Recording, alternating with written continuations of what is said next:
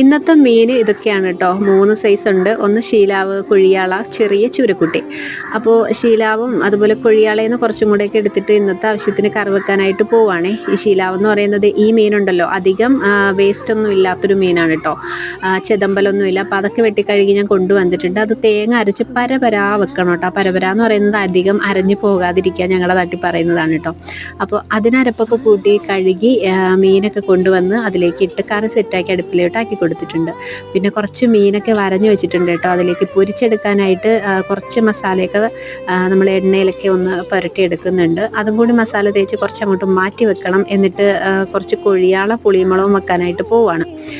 അതിന് കൊച്ചുള്ളി, വെളുത്തുള്ളി, ഇഞ്ചി, തക്കാളിയൊക്കെ നന്നായിട്ട് പേസ്റ്റാക്കി എടുത്തിട്ടുണ്ട്. അത് എണ്ണയിലൊന്ന് വാട്ടി അതിലേക്ക് മുളകും മല്ലിയും മഞ്ഞളും ഒക്കെ ഇട്ട് പുളിയും ഉപ്പും ഒക്കെ ഇട്ട് കൊടുത്തിട്ടുണ്ട്.